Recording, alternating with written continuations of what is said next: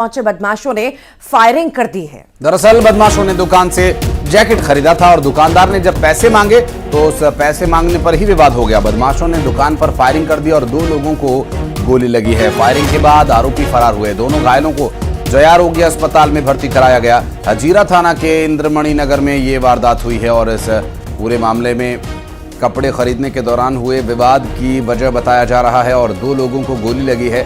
कपड़े खरीदने गए लेकिन जब पैसे मांगे तो गोली मारने पर उतारू हो गए ये बदमाश। हजीरा थाना के इंद्रमणि क्षेत्र का ये पूरा मामला और इस पूरी घटना में 2 लोगों को गोली लगी जिन्हें जया आरोग्य अस्पताल में एडमिट करवाया गया है। ग्वालियर से ये पूरा घटनाक्रम सामने आया जहां पर 2 लोगों को गोली लगी है। कल भी आपने देखा होगा कि 2 तस्वीरें ऐसी सामने आई थी जहां पर गुंडागर्दी बदमाशी की फायरिंग की तस्वीर हमने आपको दिखाई थी कि किस तरह से वहां पर बदमाश बेखौफ हो चुके हैं और लगातार ऐसी वारदातों को अंजाम दे रहे हैं। और फिर से एक और तस्वीर सामने आई है, यहाँ पर भी फायरिंग का ही ये मामला सामने आया है। 2 लोगों को गोली लगने की खबर है। ताबड़तोड़ फायरिंग बदमाशों के द्वारा की गई। फिलहाल पुलिस पूरे ही मामले की जांच पड़ताल कर रही है। ज्यादा जानकारी लेंगे सहयोगी सुशील कौशिक हमारे साथ जुड़ गए हैं। सुशील, कल भी हमने तस्वीर देखी, परसों भी देखी, लगातार फायरिंग के मामले सामने आ रहे हैं, बदमाशों के हौसले बुलंद हो रहे हैं और साथ ही साथ प्रशासन पर भी सवाल उठ रहे हैं। एक और ये मामला सामने आया, जानकारी विस्तार से।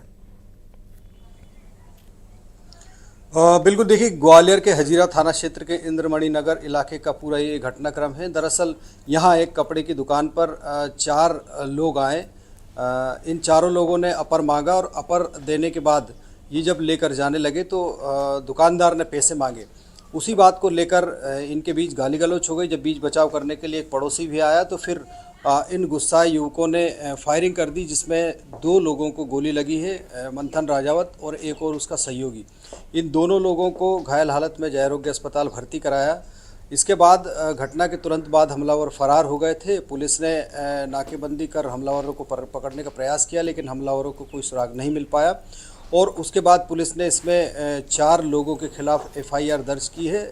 जो घायल है मंथन राजावत, उसने बताया, कुछ लोगों के नाम भी बताए हैं और उन्हीं के आधार पर इन हमलावरों को तलाशने के लिए पुलिस की टीमें दबिश दे रही। लेकिन कहीं ना कहीं बड़ा घटनाक्रम है। लगातार जो ग्वालियर में आपराधिक घटनाएं हो रही है, अगर कल की बात करें तो कल उत्तर प्रदेश के राज्य मंत्री के साथ भी उनके काफिले पर हमला किया था भीड़ ने और राज्य मंत्री के साथ भी बदसलूकी हुई थी। ये भी कल शाम की ही घटना है बिलवा इलाके की।